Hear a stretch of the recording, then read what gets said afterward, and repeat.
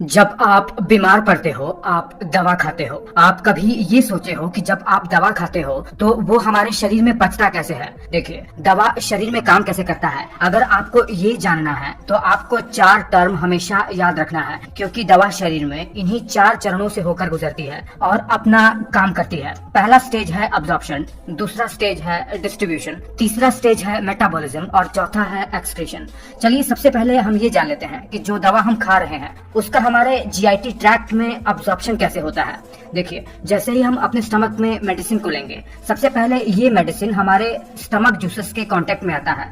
अगर स्टमक में इस मेडिसिन को जगह मिलेगी, मतलब स्टमक में फूड वगैरह नहीं होंगे, तो ये मेडिसिन तुरंत ही डिसइंटीग्रेट होकर स्टमक के जूस में ही डिजॉल्व हो जाएगा, यानी पूरी तरीके से घुल जाएगा। अब देखिए, अगर जो दवा हम ले रहे हैं उसका नेचर एसिडिक होगा तो दवा स्टमक में ही ब्लड में अब्सॉर्ब हो जाएगी, और अगर दवा का नेचर बेसिक हुआ तो दवा जो डिसइंटीग्रेट होकर डिजॉल्व हुई है वो हमारे स्मॉल इंटेस्टाइन में जाएगी और स्मॉल इंटेस्टाइन में ब्लड में अब्सॉर्ब होगी। बट अधिकतम दवाइयाँ स्मॉल इंटेस्टाइन में ही अब्सॉर्ब होती हैं। अब्सॉर्ब होने के बाद ये दवाइयाँ अब डिस्ट्रीब्यूशन के स्टेज में आती हैं, जहां आपको बता दें कि उनका डिस्ट्रीब्यूशन टोटली ब्लड फ्लो पर निर्भर करता है। अगर आपको ये लगता है कि हमारे शरीर में ब्लड का फ्लो शरीर के हर एक अंगों में समान होता है तो आप थोड़ा गलत है। शरीर में लिवर, ब्रेन और किडनी में ब्लड का फ्लो कंपैरेटिवली ज्यादा होता है। इसीलिए इन ऑर्गन की तरफ जो हम दवा खाए रहते हैं, जो अब्सॉर्ब हुआ है दवा, वहाँ पर इन ड्रग्स का डिस्ट्रीब्यूशन ज्यादा होता है। पर इसमें थोड़ा सा कॉम्प्लिकेशंस है। जो दवा हम खाए रहते हैं अगर वो फ्री फॉर्म में रहे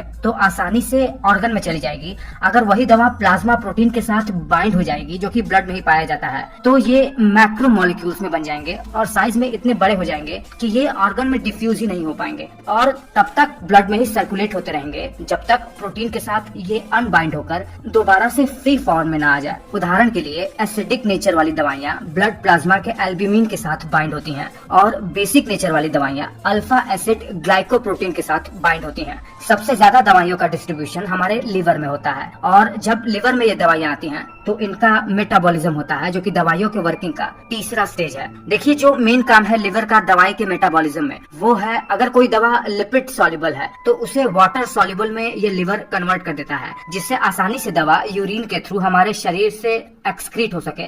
और इतना ही नहीं, लिवर दवाई के साथ बहुत सारा काम करता है। दरअसल अगर कोई दवा इनएक्टिव फॉर्म में है तो यही लिवर इन्हीं दवाइयों को एक्टिव फॉर्म में कन्वर्ट करके ब्लड में सर्कुलेट करवाता है। अगर कोई दवा एक्टिव फॉर्म में है तो ये लिवर क्या करेगा, उसे इनएक्टिव फॉर्म में कन्वर्ट भी कर सकता है ये लिवर। और ऐसा होने पर मैक्सिमम पोर्शन दवा का शरीर में काम नहीं कर सकता है, ऐसा भी काम लिवर कर सकता है। दरअसल लिवर में पहुंचने पर दवा के साथ बहुत सारी क्रियाएं होती हैं, और जब ये मेटाबॉलिज्म की क्रियाएं हो जाती हैं तो जो फाइनल प्रोडक्ट बनता है लिवर में उसे मेटाबोलाइट्स कहते हैं। आपको जानकर आश्चर्य होगा कि जितनी भी दवा हम खाते हैं उसमें से अधिकतम पोर्शन लिवर मेटाबॉलिज्म करके उसे निष्क्रिय कर देता है। इसीलिए डॉक्टर हमें जितनी दवा की जरूरत होती है उससे ज्यादा अमाउंट में लिखता है, जिससे दवा के मेटाबॉलिज्म के बाद भी दवा हमारे ब्लड में सर्कुलेट होकर जहाँ जरूरी है वहाँ जाकर अपना काम कर सके। उसके बाद दवा के पाचन में आता है चौथा स्टेज एक्सक्रीशन का। एक सर्टेन टाइम लिमिट के बाद, लगभग 5 से 6 घंटे के बाद, अलग अलग दवाइयों के अनुसार किडनी से फिल्टर होकर ये दवाइयाँ हमारे शरीर से एक्सक्रीट हो जाती हैं। हालांकि हर दवाइयों का हाफ लाइफ अलग अलग होता है। कुछ दवाइयाँ ब्लड में अब्सॉर्ब होने के बाद अपने पीक पर लगभग 4 से 5 घंटे में ही पहुंच जाती हैं और उसके बाद किडनी से फिल्टर होकर एक्सक्रीट हो जाती हैं यूरिन के थ्रू। बट कुछ दवाइयाँ जो प्रोटीन के साथ बाइंड हो जाती हैं मेडिसिन के फ्री मॉलिक्यूल से, उसी मेडिसिन के फ्री फॉर्म के मॉलिक्यूल के एक्सक्रीट होने के बाद, तो ये दवाइयाँ जो प्रोटीन के साथ बाइंड हो चुकी थी